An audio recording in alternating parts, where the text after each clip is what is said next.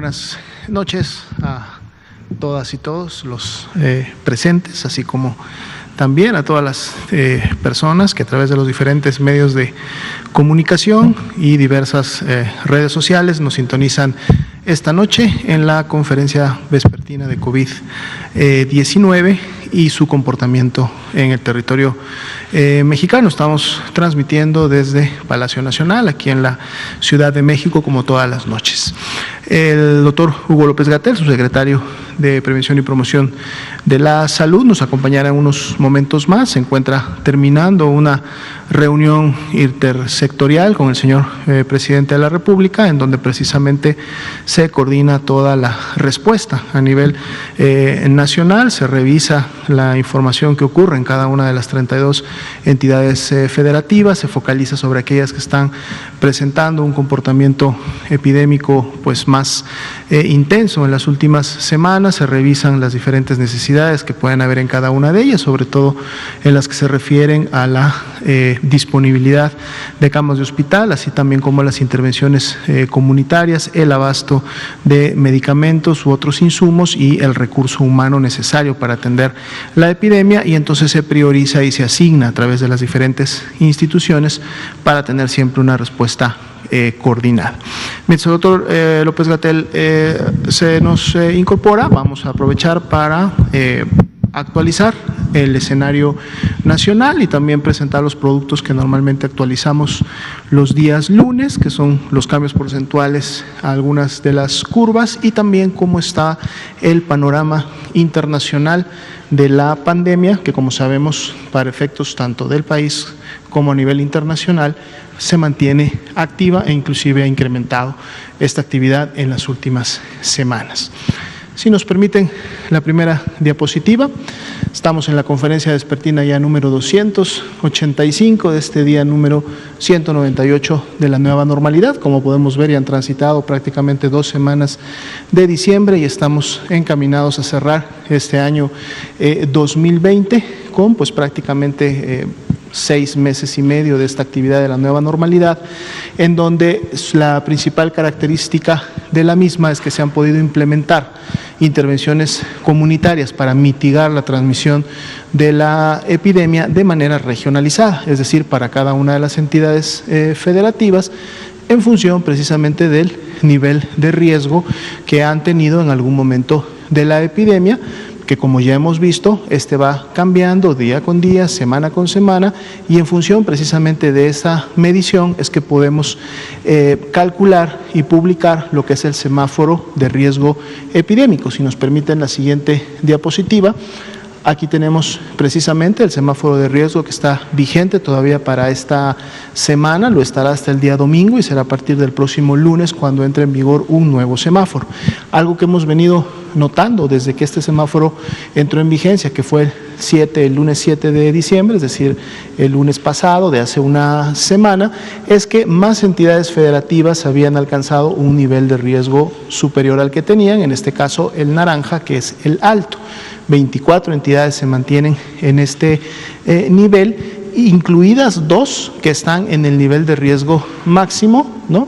Baja California y Zacatecas. Veremos en la siguiente medición si estas entidades lograron en un momento contener la escalada de la epidemia y por lo tanto alcanzar un nivel de riesgo menor, así como otras entidades que están 3 en amarillo y 3 en verde, que además son estas entidades las que se han mantenido en este nivel de riesgo prácticamente ya en las últimas semanas y en los últimos meses. Pero comentábamos que de manera general pues tenemos a la mayoría de las entidades en niveles altos o máximos, 26 de ellas, lo cual nos lleva a seguir reforzando la invitación a la población para implementar de manera diaria y en cada momento las acciones de prevención para efectos de los contagios.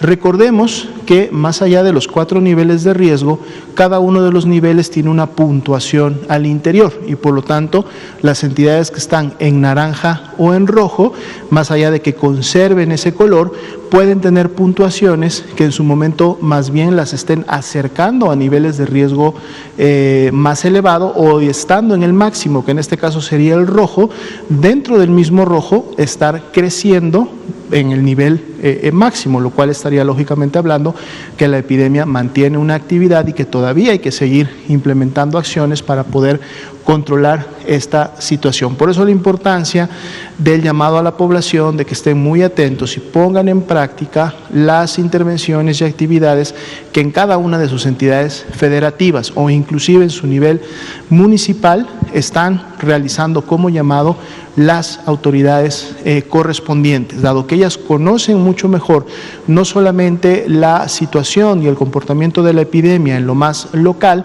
sino que a la vez conocen cuáles son las actividades sociales, económicas, laborales que en su momento pudieran generar menor impacto social y que el mantenerlas de alguna manera disminuidas o con aforos también disminuidos, no afectan tanto a la economía, pero sí generan un impacto importante en la transmisión.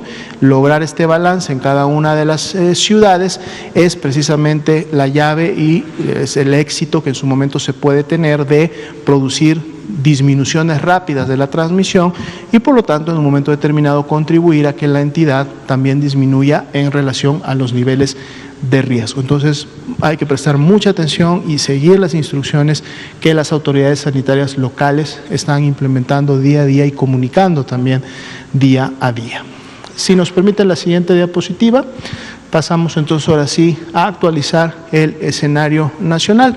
Recordemos que estos números, estas gráficas son la sumatoria de lo que está ocurriendo en cada una de las 32 entidades federativas. Podemos ver cómo en la medida que hemos ido avanzando en la temporada invernal 2020-2021, la cantidad de personas que están expresando signos y síntomas de una enfermedad respiratoria, sea leve o sea grave, también se ha ido incrementando y lo podemos ver precisamente en la altura total que tienen las columnas o las barras en todos los colores, prácticamente a partir ya desde la semana 47, en donde vemos 3 semanas consecutivas de este incremento, es decir, personas con infección respiratoria aguda, inclusive en la semana 49 es la mayor carga que tenemos de cantidad de personas que están expresando estos signos y estos síntomas. Sin embargo, recordemos que al menos de este gran total de ya más de 3.200.000 personas que han sido clasificadas como casos sospechosos, una vez que se realiza o la prueba diagnóstica o el proceso de clasificación, se ha identificado que, por ejemplo, para la semana 49, solo el 39%, es decir, 4 personas de cada 10 que expresaban síntomas, tienen o se clasifican como COVID-19, es decir, se evidencia la presencia y la acción del virus SARS-CoV-2. Es bastante probable que las otras 6 personas estén padeciendo o hayan padecido de alguna otra infección respiratoria que también es propia de la temporalidad en la que nos encontramos. Pero ¿por qué es importante siempre considerarlas a todas? Porque finalmente todas demandan atención médica y entonces todas necesitan obtener y asegurar acceso a un centro de salud urbano, un centro de salud rural, una unidad de medicina familiar o las personas que están presentando signos y síntomas más graves, poder asegurar su ingreso también a una cama hospitalaria. Y podemos ver cómo este porcentaje de positividad, pues bueno, ha estado fluctuando en las últimas semanas con incrementos, disminuciones.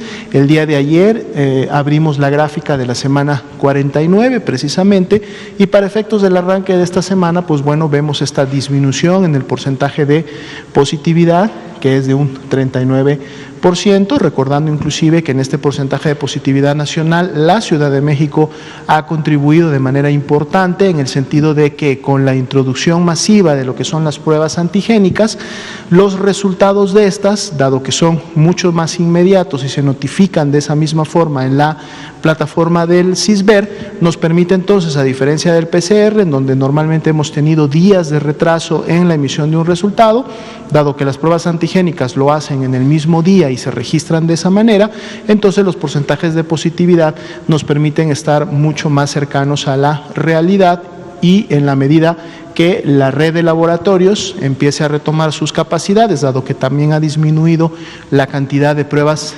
PCR por el ingreso de las pruebas antigénicas, esto genera también mayor eficiencia en los resultados de la reacción en cadena de la polimerasa. Para el día de hoy, precisamente en este proceso de clasificación y de obtención de resultados, son ya 1.561.829, pues las personas que han dado negativo a la prueba y por lo tanto se clasifican como casos descartados de la enfermedad. Están distribuidas en las barras de color verde. Pero así también para el día de hoy, y hablando de manera acumulada, es decir, todas las personas que hasta el momento han sido confirmadas como COVID-19, 1.255.974 desde que iniciaron los primeros casos a fines de febrero en México. Asimismo, como sabemos, COVID-19 puede generar enfermedad grave, puede poner en estado crítico a una persona, sobre todo en aquellos que tienen alguna comorbilidad que los convierten en población vulnerable, factores de riesgo que contribuyen a la gravedad, la complicación de la enfermedad, y a consecuencia de esto las personas pueden fallecer, y hasta el día de hoy 114.298 lamentablemente han perdido la vida a consecuencia de las complicaciones de esta enfermedad. Si vemos en la siguiente diapositiva, tenemos nuestra curva de casos estimados, que es la curva de color azul que está en la parte superior, en donde a los casos que ya han sido confirmados o clasificados como confirmados, le sumamos en base al porcentaje de positividad aquellos que no tienen un resultado, que no tienen una clasificación, y entonces llegamos a este número estimado de 1.428.261 personas que registradas en el CISBER, decimos de seguro son casos confirmados de COVID-19. Y en base a cuándo iniciaron con signos y síntomas de enfermedad para su semana epidemiológica, las graficamos y entonces obtenemos esta curva epidémica que nos permite observar el comportamiento de la epidemia en el país. Como vemos, pues prácticamente desde la semana 40 iniciamos con un ascenso importante, interesante porque la semana 40 fue precisamente la semana en la que inició la temporada invernal en el país, y la cual también se extenderá todavía hasta fines de marzo, prácticamente mediados de abril, y vemos que efectivamente el comportamiento y la tendencia a partir de esas fechas ha sido ascendente. Inclusive si vemos el cambio entre la semana 48 y 49, pues estamos ya abriendo la semana con un más 11%, lo cual nos quiere decir que en lo que transcurra la semana y de aquí al sábado de seguro seguiremos incrementando en la ocurrencia. Además, otro dato importante que podemos ver en las últimas semanas es que la velocidad de transmisión, es decir, la pendiente con la cual esta curva se está graficando, pues es bastante vertical, lo cual habla de una generación de contagios que pues va de la mano de lo que hemos estado comentando. Igualmente, los casos activos estimados, 6%, se incrementa este punto porcentual en relación a lo que veníamos viendo en semanas previas, lo cual habla de un incremento en la epidemia activa que tenemos en el país y que además se ve claramente en el comportamiento de las últimas semanas. Un dato que es sí bueno resaltar es que aún con el incremento de casos o con más casos confirmados, también continúa el comportamiento similar de las personas que se están recuperando, que para el día de hoy son 927.754 las que se estiman se han recuperado de COVID-19, y también vemos un incremento en las últimas 2 semanas graficadas de un más 19%, recordando que la gran mayoría de los casos, más del 80% de ellos, suelen desarrollar COVID leve, que solamente con algunos días de descanso y recuperación en casa pueden mejorar. No así este otro poco menos de 20%, que de seguro sí requerirá una atención médica hospitalaria, encontrándonos con un grupo que además se complicará, deberá de pasar a una unidad de cuidados intensivos y entonces incrementará el riesgo de fallecer. Y precisamente en la siguiente diapositiva es que podemos enfocarnos al comportamiento de la mortalidad. Aquí vemos las personas que lamentablemente han fallecido hasta el momento, tanto el grupo que ya está confirmado, es decir, estas 114.298, como otros grupos que todavía no han sido clasificados. Estamos esperando el resultado de ellos en 528, pero tenemos un poco más de 15.000, en donde se están llevando a cabo los procesos de dictaminación clínico-epidemiológica, dado que fueron personas que en su momento se identificaron como casos sospechosos, lamentablemente fallecieron sin haber tenido una prueba o sin que ésta haya emitido un resultado. Todavía está el recurso de la dictaminación, en donde los diferentes comités hospitalarios de las jurisdicciones sanitarias o de los mismos estados llevan a cabo estos ejercicios de dictaminación clínico-epidemiológica, y finalmente todos estos grupos deberán de recibir una clasificación final. Es decir, estos grupos no van a quedarse siempre con esta clasificación, tienen que llegar a un 0, y en donde todos ellos finalmente deberán ser o confirmados o descartados que la defunción se produjo o se asoció a la enfermedad de COVID-19. Vamos viendo también un ligero incremento, felizmente no es un incremento en una tendencia ni una velocidad similar a la que estábamos viendo en los casos estimados o en las personas que enferman. Vemos más bien un incremento, sí, pero ligero para las últimas 2 semanas en relación a la mortalidad. Sabemos, y lo hemos visto también en otros países, los vamos a ver también en siguientes diapositivas, que cuando se incrementan los casos, dado que se incrementa la proporción de personas que manifiestan enfermedad grave y se complican, pues entonces tarde que temprano también terminamos esperando que las muertes también puedan tener un incremento. Más 2% solamente el incremento entre la 48 y la 49, aunque en las 2 últimas semanas, decíamos, esto ha generado lógicamente una elevación en relación a lo que veíamos en semanas previas. Si vemos la siguiente diapositiva, vamos a ver la ocupación hospitalaria. Es otro indicador que ha estado caminando de la mano del incremento de casos. Decíamos, se incrementan los casos, se incrementa esa proporción de personas que desarrollan enfermedad grave, y por lo tanto van a requerir ya sea de una cama general para aquellos que tienen signos de alarma o que necesitan oxigenoterapia de manera temprana, o van a inclusive requerir pues de una cama con ventilador, que es la que en su momento se utiliza para los pacientes más críticos, aquellos que lamentablemente llegan a tener falla respiratoria y por lo tanto necesitan de este equipo especializado para poder mantener el intercambio gaseoso, que es tan importante para el funcionamiento de todos los órganos pues en nuestro sistema. Vemos este incremento que también se ha dado en las últimas semanas y prácticamente también desde que inició la temporada invernal, mantiene una tendencia ascendente, y si lo comparamos en función de los números con aquella ocupación máxima a nivel nacional que tuvimos en algún momento a fines de julio, estas 18.223 personas hospitalizadas, para el corte del día de ayer, 13 son 15.731 personas, lo cual ha estado entonces acortando y disminuyendo el porcentaje de disminución, que para el día de hoy es de menos 14%, recordando que en algún momento tuvimos, antes de que iniciara la temporada invernal, precisamente ahí para fines de agosto, principios de septiembre, un menos 46% que en algún momento ya se había alcanzado para efectos de la ocupación hospitalaria.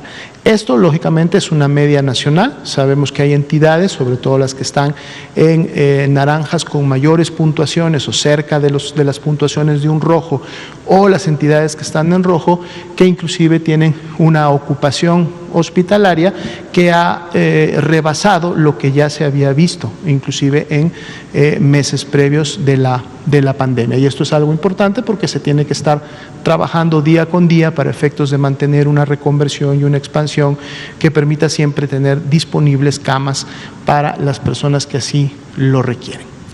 Vamos a pasar a un siguiente grupo de información que tienen que ver precisamente con los porcentajes de cambio semanal. Esta es información que actualizamos precisamente todos los lunes para ver cuáles han sido estos cambios, y repasamos un poquito rápidamente la metodología. Las siguientes 2 diapositivas van a ser similares. Aquí tenemos el porcentaje de cambio semanal de casos. ¿Qué significa ese 4.8%? Significa el cambio, que en este caso, como es positivo, es un incremento que estamos observando entre la semana 48 y la 49, es decir, la cantidad de casos acumulados entre la 48 y lo que se acumuló a la 49 tuvo un incremento de 4.8%. Pero entonces además también medimos la diferencia que hubo entre el incremento que vimos en la semana 48 y el que estamos viendo en la semana 49. Y este fue de una diferencia de más 0.3 puntos porcentuales. Entonces tenemos básicamente incremento en los dos indicadores, tanto en el cambio semanal como lo que significó un incremento de 0.3 entre la semana anterior y esta semana para efectos de los casos, y bueno, lo estamos viendo también representado en las curvas. Si vemos la siguiente diapositiva, vamos a ver este porcentaje de cambio semanal, pero ahora para los casos hospitalizados. Nos vamos nuevamente al indicador. Entre la semana 48 y la 49 hubo una diferencia de más 2.5%, es decir, hubo un incremento, lo estamos viendo también en las gráficas. Sin embargo, el incremento que hubo entre la 48 y la 49, comparando el que se había producido entre la 47 y la 48, fue ligeramente menor, es decir, 0.4 puntos porcentuales menos que lo que habíamos observado en la semana anterior. Es un incremento muy pequeñín, pero para efectos directos de entre la 48 y la 49 tenemos más 2.5% en relación a lo acumulado. Y si vemos la siguiente, que son precisamente las defunciones, aquí también entre la 48 y la 49, para efecto de lo que se va acumulando de lamentables defunciones, hubo un más 3.1%, más sin embargo, este crecimiento semanal, o si comparamos la 49 con la 48, perdón, con lo que sucedió hacia la 47, hubo una muy ligera disminución de 0.1 puntos porcentuales en relación a lo que habíamos observado el pasado lunes. Y esto es otra forma también de observar pues cómo se está dando el comportamiento de la epidemia. Y bueno, podemos entonces ahora pasar finalmente al grupo de cómo está el panorama internacional, ahora sí, de la pandemia. A nivel mundial, y si lo básicamente agrupamos en estas 6 regiones de la Organización Mundial de la Salud, que nos permite evidenciar un poco el comportamiento a nivel mundial, es 12% la pandemia activa. Es decir, del gran total de casos que hasta el momento se han producido desde que inició la pandemia en todo el mundo, más de 71 millones de casos, el 12%, es decir, 8.234.142 son las personas que enfermaron en todo el mundo en los últimos 14 días y por lo tanto son todavía el motor de esta pandemia. Vemos que a nivel mundial es del 12%, recordemos en México esto está en el 6%, es decir, está a la mitad de lo que estamos viendo en el mundo. ¿Cómo se distribuye esta epidemia activa en las diferentes regiones? Pues bueno, América prácticamente concentra la mitad de esa actividad epidémica, el 48.1% de todas las personas que han enfermado en las últimas 2 semanas son personas que residen en el continente americano. Y vemos cómo Europa ha tenido una disminución, al menos en la carga reciente de la enfermedad, es decir, en la epidemia activa, concentrando para efectos de esa epidemia activa ahora el 36.6%. Y bueno, ya veíamos que otras regiones de la Organización Mundial de la Salud han mantenido o una actividad o una notificación baja en relación a sus casos y por lo tanto tienen porcentajes menores. Si vemos la siguiente diapositiva, vemos nuevamente a estas 6 regiones de la OMS, pero ahora en gráficos que nos permiten ver el comportamiento precisamente de sus curvas epidémicas. Y estos son los casos diarios por la fecha en la que están reportándolo cada una de estas regiones. Ya veíamos en presentaciones previas, en semanas y meses previos, que el Pacífico Occidental, África y el Mediterráneo Oriental, en comparación con las otras 3 regiones, pues han tenido, digamos que la menor actividad, menor carga, menor magnitud de la pandemia, e inclusive hemos visto esta disminución o esta tendencia descendente que en el Mediterráneo Oriental se ha estado dando en las últimas semanas, bastante más evidente en lo que es el Asia sudoriental, que ha continuado con esa tendencia descendente, no así en las regiones de Europa y América, que ya veíamos que entre las dos concentran prácticamente el 84-85% de la epidemia activa de la pandemia activa en el mundo. Vemos como Europa la semana pasada empezaba a presentar una evidencia de un descenso en la presentación de sus casos. Sin embargo, cuando vemos o analizamos las últimas 2-3 semanas, vemos que esa tendencia descendente ha prácticamente cesado y ahora lo que tenemos es pues más bien un comportamiento en meseta, es decir, se ha estancado y estamos teniendo en las últimas 2 semanas, para efecto de los países que integran el continente europeo y la sumatoria que ellos dan de sus casos, pues bueno, una mantención de la actividad epidémica y una mantención en un nivel alto. América, definitivamente el gráfico es muy claro, sobre todo los países que comprenden la región del norte y que estamos en temporada invernal, continúa con una tendencia ascendente claramente reflejada en las últimas semanas para efectos de la región de las Américas. En la siguiente diapositiva veremos un cuadro similar, pero ahora nos enfocamos al comportamiento de las defunciones diarias para cada una de las regiones. Se vuelve a repetir más o menos el patrón que estamos observando en las 3 primeras regiones. Continúa una meseta, aunque con tendencia descendente en Asia sudoriental, pero entonces vemos cómo Europa ha tenido en las últimas semanas una importante y lamentable carga de defunciones de personas que han estado falleciendo y que además esta se ha mantenido en niveles altos, un ligero descenso solamente, pero realmente sin una repercusión muy importante. Asimismo, en el caso de América, había iniciado una tendencia ascendente en las últimas semanas y esta podemos ver que se mantiene y que inclusive para efectos de las últimas mediciones, pues esta tendencia ha superado lo que habíamos observado en meses previos durante el presente 2020 y además, pues bueno, la tendencia apunta a que todavía esto pueda continuar incrementándose en las siguientes semanas. Veamos 2 diapositivas más. La siguiente es la información, pero ahora en forma de curvas epidémicas y que representan para este gráfico los casos nuevos por millón de habitantes.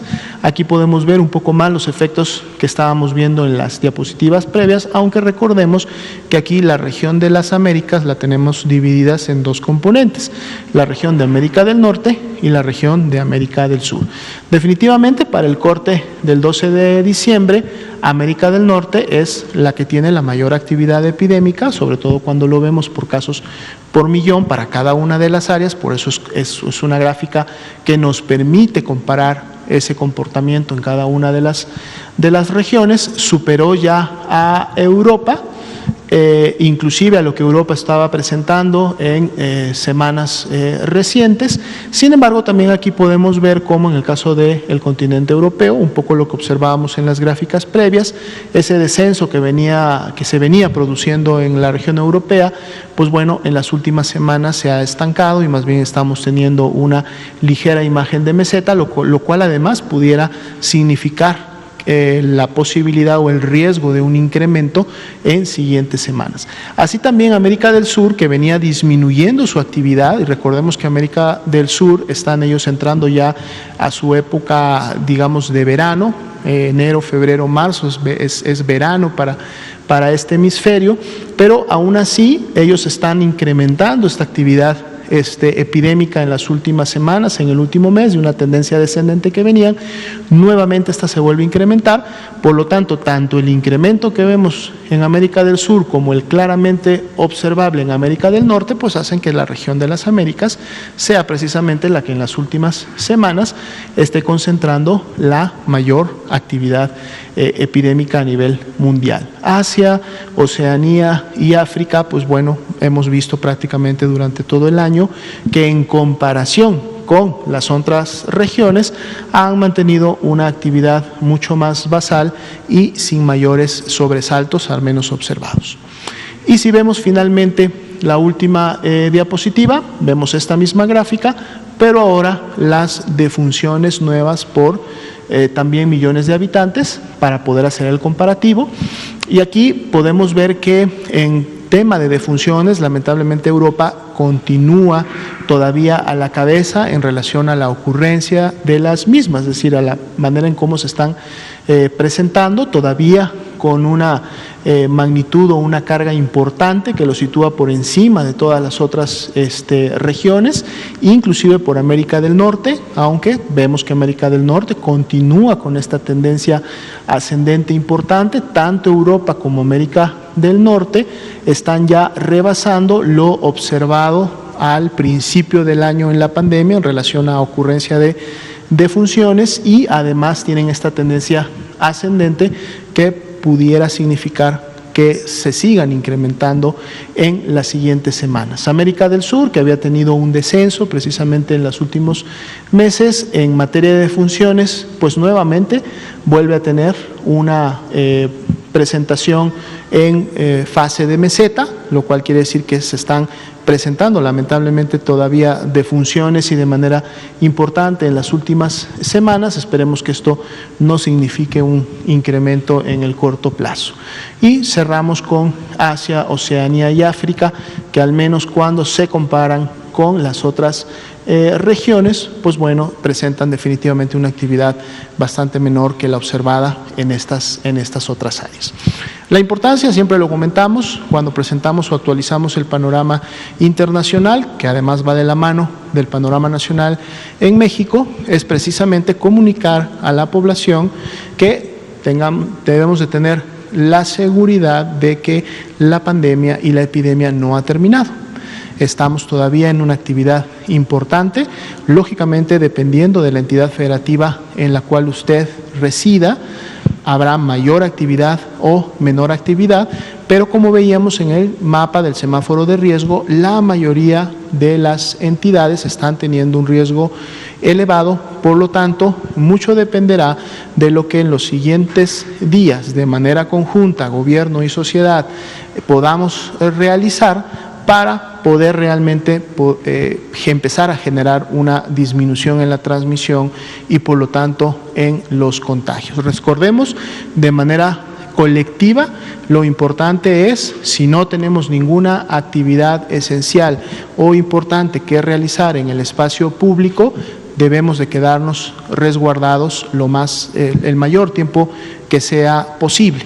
Esto de manera colectiva va a contribuir a que disminuzca la interacción entre personas y por lo tanto el riesgo de contagiarnos. Y en lo individual, siempre lo recordamos, lavado de manos constante, mantener la sana distancia, el uso adecuado del cubrebocas, sobre todo cuando tenemos que realizar estas actividades esenciales y salir al espacio público, dejar nuestros hogares, salir a este espacio. La implementación de estas tres acciones son las que también van a contribuir de manera directa a que en lo personal disminuya mi riesgo de contagio, y si yo disminuyo mi riesgo de contagio, entonces estoy contribuyendo a que las personas que me rodean, sobre todo en mi ámbito familiar, al interior de mi hogar o inclusive en mi ámbito laboral, pues entonces también disminuya la posibilidad de que se contagien al menos de mi persona. Entonces, si todo lo hacemos y lo hacemos de manera colectiva, esto podrá ir impactando en la presentación de la epidemia. Bueno, es la información para esta noche y entonces ahora pasaríamos a responder preguntas de los medios de comunicación e informar a la población en relación a esto. Por favor. Buenas noches, doctora Lomía. Blanca Valadez, de Grupo Milenio. Preguntarle, Milenio ha realizado una serie de recorridos en los hospitales federales, locales, temporales en la Ciudad de México. Todos, prácticamente todos, están al 100% saturados. Las personas que están llegando, incluso antes de los 5 días que ayer estaban diciendo, no están teniendo espacio, se están muriendo prácticamente en la calle. Y se lo digo porque yo pude ver a una persona y hemos visto otros casos. ¿Qué está pasando en la Ciudad de México? Específicamente, ¿cuál es la ocupación real ahorita de los hospitales, del IMSS, del ISSSTE, de todos?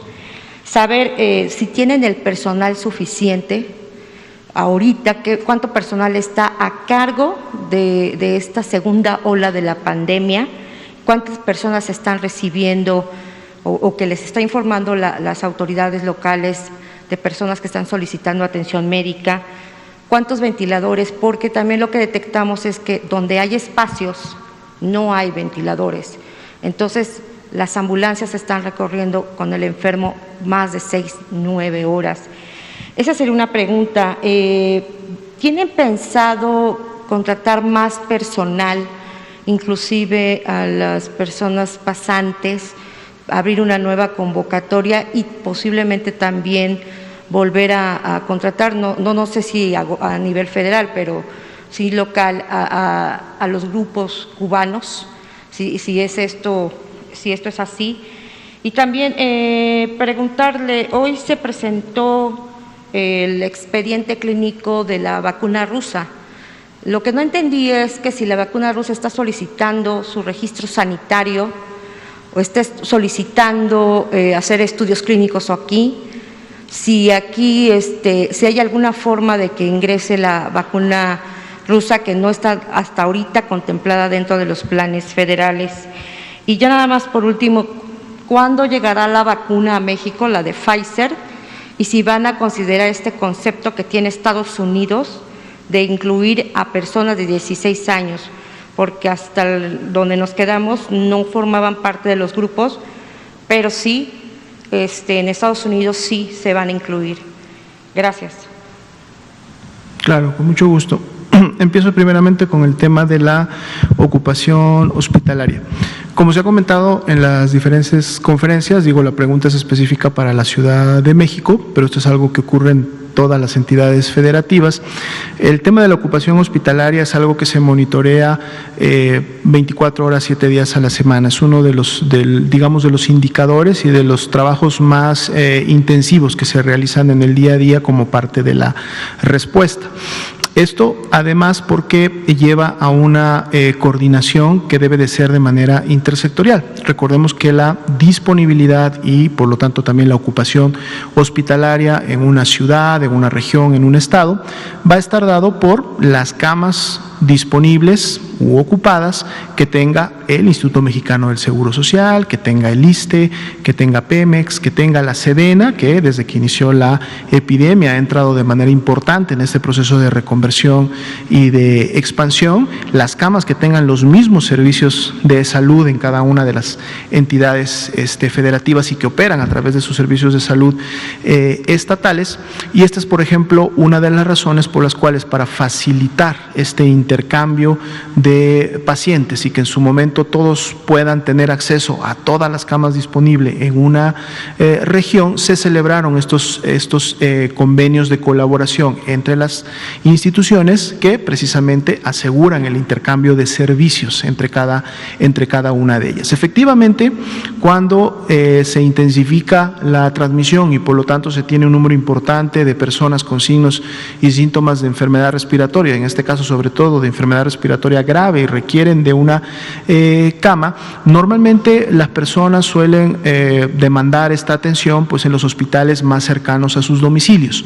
Sin embargo, no necesariamente el que un hospital esté cercano a su domicilio significa efectivamente que va a tener una cama disponible. A lo mejor el hospital que la tenga estará un poco más lejos o inclusive del otro lado de la ciudad, y aquí es donde entra el trabajo precisamente que están haciendo los centros reguladores de urgencias médicas, el 911, los sistemas de atención, todo el manejo que está haciendo, ahora sí en el caso específico de la pregunta, en la Ciudad de México, para poder identificar rápidamente. Hay sistemas que están monitoreando esta disponibilidad e intercambiando la información, y entonces poder siempre identificar en qué unidad médica y por lo tanto la más cercana a la demanda existiera una cama de hospital disponible, sea para un caso grave o para un caso crítico, y que la persona entonces pueda ser rápidamente trasladada. Lógicamente, esta actividad se va a su vez complicando en la medida que la ocupación se va incrementando, porque entonces son menos las camas que pueden estar en un momento determinado disponibles y hay que o viajar más tiempo, como lo comentaba en la búsqueda que realizaron o el informe periodístico, o en su momento requiere de una coordinación coordinación mucho más estrecha y puntual, minuto a minuto, hora con hora, para que estas camas puedan estar identificadas. En relación a las personas que lamentablemente pudieran estar perdiendo la vida antes de ser ingresadas a un hospital o en un servicio de urgencias, aquí es importante hacer siempre el llamado a las personas, porque esto va ligado directamente del estado de gravedad en el que la persona pudiera estar demandando la atención. Es decir, siempre se ha hecho el llamado constantemente y desde hace muchos meses que si una persona presenta signos y síntomas de enfermedad respiratoria y pertenece a un grupo vulnerable, un grupo de riesgo, de estos que hemos comentado siempre, que pueden complicarse a consecuencia de la enfermedad, no deben esperar tanto tiempo para demandar la atención médica. Deben hacerlo en las primeras 24, en las primeras máximo 48 horas de iniciado los síntomas, para que tengan la mejor oportunidad de llegar a una unidad hospitalaria, que puedan recibir una valoración en un servicio de urgencias y que tengan todavía oportunidad de poder recibir atención en una cama general. Mientras más tiempo se deje pasar o más tiempo se evolucione en el domicilio sin demandar la atención médica, lógicamente la probabilidad de, al llegar a un hospital, estar en un estado mucho más grave, que en su momento complique inclusive la atención, se incrementa. Entonces, por eso, continuar el llamado de demandemos atención médica oportuna, sobre todo si estamos en un grupo de riesgo. Sí. La pregunta precisa es, en la Ciudad de México, ISSSTE, la red federal, ¿cuántos están al 100%? Le digo porque nosotros hicimos un recorrido y aparte tenemos las estadísticas de la base de datos que ustedes tienen. Todos están al 100% y los que no están y los que tienen camas disponibles no tienen ventiladores. La gente está llegando muy tarde, se está muriendo en su casa o se está muriendo en la calle. Ahorita, ¿cuántas personas y si van a contratar a personal, tanto pasantes como cubanos? Importante comentar, no están al 100% todas las instituciones, los datos se revisan día con día, inclusive hay datos que son públicos. Si bien es cierto, y lo hemos comentado muchas veces, hay unidades médicas que pueden estar llegando a un punto de saturación y ahí es donde viene la derivación de estos pacientes. Las instituciones no están al 100%. De hecho, todas las instituciones todavía tienen unidades médicas con disponibilidad, tanto de camas generales como de camas con ventilador. De hecho, las camas con ventilador tienen mayor disponibilidad para efectos de la Ciudad de México, que es la pregunta específica, que las camas generales. Y como hemos visto en los gráficos, si bien es cierto, estas han estado rondando una ocupación alrededor del 75% para camas generales y 68-70% para camas con ventilador, ese porcentaje que todavía se muestra como disponibilidad es el que precisamente está para poder atender a las personas. Ahora, un dato muy importante: todos los días se está reconvirtiendo y expandiendo, lo que quiere decir que la disponibilidad tanto de camas generales como de camas con ventilador todos los días está creciendo. Precisamente en la reunión intersectorial que se tiene en este momento, se revisó los trabajos de la última semana y se proyectó en su momento toda la capacidad que se va a generar durante esta semana, y son compromisos que las mismas instituciones están cumpliendo todos los días, incrementando estas capacidades. Aquí precisamente la idea es que no se llegue a un grado de saturación del 100%, que siempre exista una cama disponible en las instituciones. Muy importante, sí, a la población, recuerden 911, porque esto también va a disminuir el tiempo de recibir la atención. Si una persona por su propia, por su propio pie trata de encontrar una cama, va a demorar más tiempo en hacerlo, porque eso lo va a llevar a trasladarse a lo mejor entre algunos hospitales que puedan tener saturaciones importantes. Es mejor llamar al 911 o llamar a Locatel de la Ciudad de México, porque ahí tienen acceso a las bases de datos y a los sistemas de información, y de manera más directa y más puntual le pueden decir dónde hay unidades con camas disponibles, o si se requiere enviar entonces mejor una ambulancia para llevar a cabo o realizar el traslado.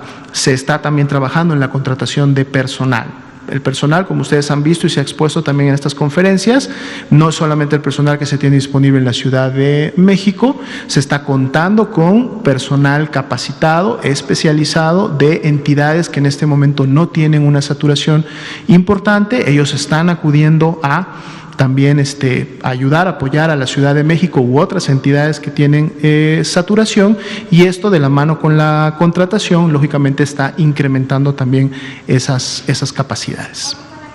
¿Van a contratar cubanos?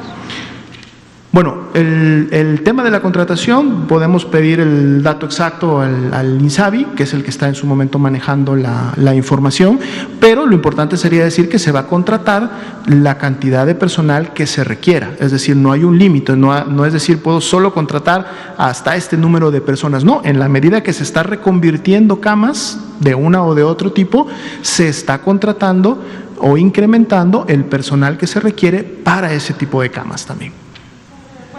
Le preguntaba sobre lo que le presentó el fondo ruso, la investigación rusa sobre ACOFEPRIS, si fue un registro sanitario o fue la idea de hacer estudios clínicos. Aquí exactamente cuál va a ser el mecanismo, y preguntarle también si ya tienen una fecha de llegada de la vacuna de Pfizer a México, a las aduanas. Tenemos entendido que ya están listas para arrancar para acá. Y cuándo después se empezaría el proceso de vacunación. Gracias, doctor. Muchas gracias. Como lo hemos venido explicando y lo seguiremos actualizando todos los días, la vacuna de Pfizer ya fue contratada, ya fue adquirida formalmente, y estamos en un contacto directo, diario con Pfizer. Justamente el viernes pasado una reunión específica para identificar todos los componentes de la logística de entrega. En el contrato con Pfizer se contempla la entrega en los puntos de distribución más cercanos al uso. Habíamos comentado aquí que el plan completo de vacunación contra COVID, que contempla tener una cobertura universal, gratuita para toda la población, contempla varias fases, contempla 5 fases que establecen los tiempos de aplicación en los distintos grupos de priorización. La fase 1 empieza con el personal de salud, y dentro de esa fase 1 el arranque será en las últimas 2 semanas de diciembre. Estamos ya a la vuelta de este asunto, y en el momento en que pedimos la vacuna, el embarque, que serán 250,000 dosis, Pfizer requiere 8 días para acondicionar el producto y lo entregará en los puntos en aeropuertos internacionales, de acuerdo al plan de uso. Como comentamos también, se usará en 2 entidades federativas. Este primer arranque debe quedar muy claro que eso no es toda la vacunación, es solamente el arranque, el inicio. Ciudad de México y Coahuila. Vamos a pasar con usted, por favor. Muy buenas noches, doctor Gatell. Mi nombre es Carlos Seguán. Yo vengo del sureste de la República, de Campeche. Represento a los canales de Estadística Política, Benditas Redes Sociales, Noti Express e Informa 24, juntamente con los señores Jesús y Edmundo Domínguez. Mi pregunta es la siguiente, doctor Gatell. Vemos que en la gráfica que nos mostró el doctor aquí presente decía que del 7 al 20 de diciembre se mantiene ahorita en semáforo naranja. Pero dependiendo de la semana, como sea el repunte, pues podría cambiar lo que es el semáforo. Ahora, la pregunta es en base a esto. Yo ahorita veo que se están tomando acciones protocolarias en la Ciudad de México para evitar los contagios, inclusive los negocios se cierran más temprano, que eso es muy bueno, ¿no?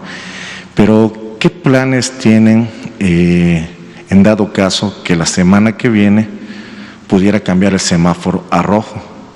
Tomando en cuenta pues a muchos mexicanos que, para no afectarlos, ¿en qué sentido? ¿Cuáles son los planes protocolarios que piensan manejar ustedes, ya que pues muchos mexicanos dependen pues del día a día, salir a trabajar? O sea, no todos podemos quedarnos en casa, sino tenemos que ganarnos el pan. ¿Qué planes se tomarían sin afectar prácticamente a la población? Muchas gracias. Como usted muy bien señala, y esto es algo que debemos tener muy claro todas y todos, lo hemos venido comentando desde febrero. febrero. Hemos comentado esto extensamente. Hay dos elementos a cuidar, ambos son bienes públicos de la más alta importancia.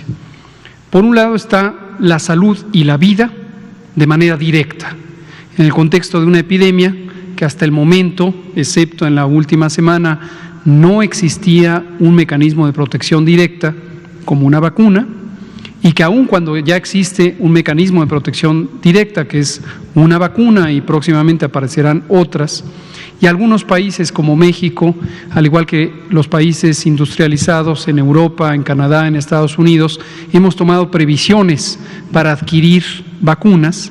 Aun cuando existe esa realidad, esto llevará un tiempo de meses en lo que se va administrando la vacuna y se logra proteger a todas las personas que así lo requieran. Entonces, en ausencia de la vacuna, y aún considerando con el tiempo de administración de la vacuna, de aplicación de la vacuna, para proteger la salud y la vida de manera directa, en lo que respecta a los peligros de contagio del virus SARS-CoV-2, tenemos los mecanismos de la salud pública. La sana distancia, lo que en México agrupamos como una jornada nacional de sana distancia, y que a partir del 1 de junio tomó un carácter regionalizado, dado que la epidemia se comportaba desde entonces y hasta la fecha de una manera distinta en las entidades federativas. Campeche, por ejemplo, el estado donde usted reside, tiene ya desde hace mucho tiempo, más de 2 meses, semáforo verde y se encuentra en una etapa prácticamente de desaparición de la epidemia. Mientras que en otras entidades, la Ciudad de México, Jalisco, fue el caso de Chihuahua, aunque ahorita ya está en control, ahorita está repuntando también en Sonora, en varias otras entidades federativas o en Baja California, tenemos actividad epidémica. Entonces, los mecanismos son los mismos. Distanciamiento social, el distanciamiento social individual, cada persona es consciente, tratamos de que todo el mundo se haga consciente de que si se acerca a menos de 2 metros de distancia de cualquier otra persona, corre un mayor riesgo de contagiarse en caso de que alguna de esas personas pudiera estar infectada por el virus SARS-CoV-2, sea un familiar, sea un amigo o sea una persona completamente desconocida, ya sea en el espacio público o incluso en una reunión privada. Este es un mecanismo, la sana distancia. El otro son los mecanismos de barrera. Se ha hablado extensamente del cubrebocas como un mecanismo de protección para la salida de los virus, y en la medida en que la mayoría, deseablemente todas las personas, lo usaran continuamente cubriendo nariz y boca, sobre todo en los espacios cerrados como el transporte público, tendría una importante contribución a reducir los contagios, el lavado de manos, etcétera. Estos mecanismos son los de México, son los de los países europeos, son los de Estados Unidos, son los de Canadá, son los de los países escandinavos también como una subregión de Europa, son los de Australia, son los de Nueva Zelanda, son los de todo el mundo, son los que recomienda la Organización Mundial de la Salud. Esos son los mecanismos que existen y son los mecanismos de los que hablamos todos los días, desde febrero hasta la fecha. Entonces eso no ha variado. Y esos son los mecanismos para proteger de manera directa la salud y la vida. Ahora, también es muy cierto, y qué bueno que usted lo señala, para que a nadie se le olvide, que estos mecanismos, sobre todo la sana distancia, requiere que las personas modifiquen su comportamiento respecto a sus actividades diarias, incluido el trabajo o las actividades económicas en las que pudieran participar, como personas empleadas, como personas pequeñas propietarias, etcétera. Entonces, al aplicar las medidas de protección directa de la salud y la vida, se afecta otro bien público importantísimo, que es la economía y el bienestar social. Estos dos elementos entran en contradicción. Cuando usted señala cómo hacer esto sin afectar la economía, le puedo decir con toda sinceridad que en ningún lado del mundo se puede hacer sin tener cierto grado de afectación de la economía y el bienestar social. ¿Cuál es el punto correcto de equilibrio entre una y la otra? confinar y entonces proteger la salud y la vida, pero afectar gravemente la economía, o desconfinar y entonces afectar a la salud y a la vida porque hay contagios, pero lograr rescatar la economía. Ahora, no perdamos de vista, como lo hemos venido diciendo desde todos estos meses, que cuando hablamos de economía, no nos estamos refiriendo a que alguien se enriquezca, nos estamos refiriendo a la vida de todos los días. La mitad de la población mexicana, la mitad, vive en condiciones de pobreza.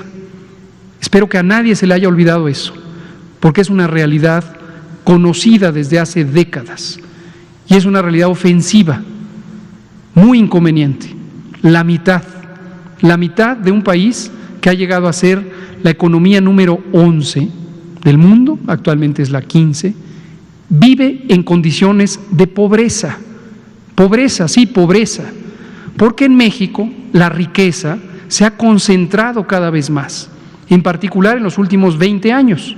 Las políticas económicas que México ha seguido en los últimos 20 años han hecho que unos pocos se hagan más ricos y muchísimos se empobrezcan.